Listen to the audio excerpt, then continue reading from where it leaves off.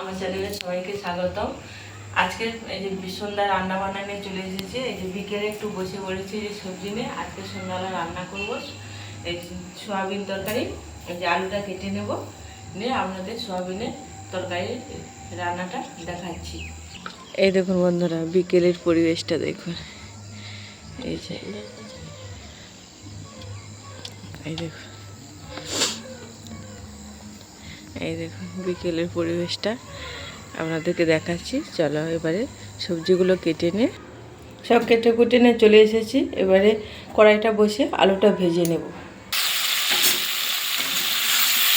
লবণ হলুদটা দিয়ে এবারে আলুটা ভেজে নেব।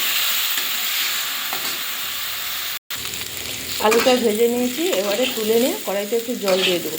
এই সয়াবিনটা সেদ্ধ করে নেব। জল দিয়ে সয়াবিনটা দিয়ে দিচ্ছি। এই জলে সয়াবিনটা সেদ্ধ হয়ে যাবে, জলটা মরে যাবে আর সয়াবিনটাও ভাজা হয়ে যাবে। সয়াবিনের জলটা মরে গেছে, এবারে সয়াবিনটা হালকা তেল দিয়ে ভেজে নেব।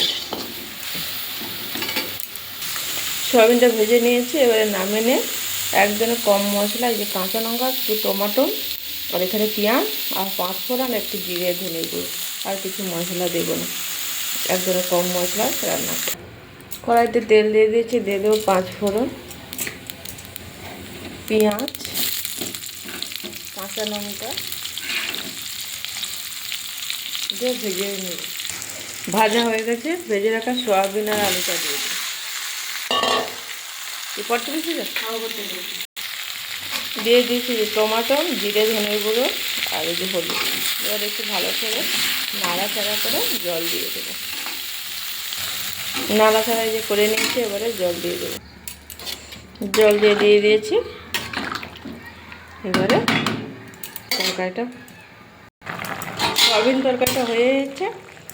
এই দু একটা লঙ্কাকে দলে দেবো আর দু একটা আলুকে যে ভেঙে দেবো।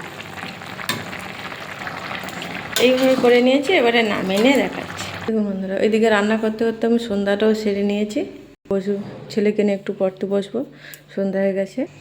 তাহলে রান্নাটা কেমন লাগলো কমেন্ট করে জানাবেন। ভালো লাগলে লাইক, কমেন্ট, শেয়ার, সাবস্ক্রাইব করে দেবেন। সবাই ভালো থাকবেন, সুস্থ থাকবেন। নেক্সট রান্না নিয়ে ফিরে আসছি। টাটা।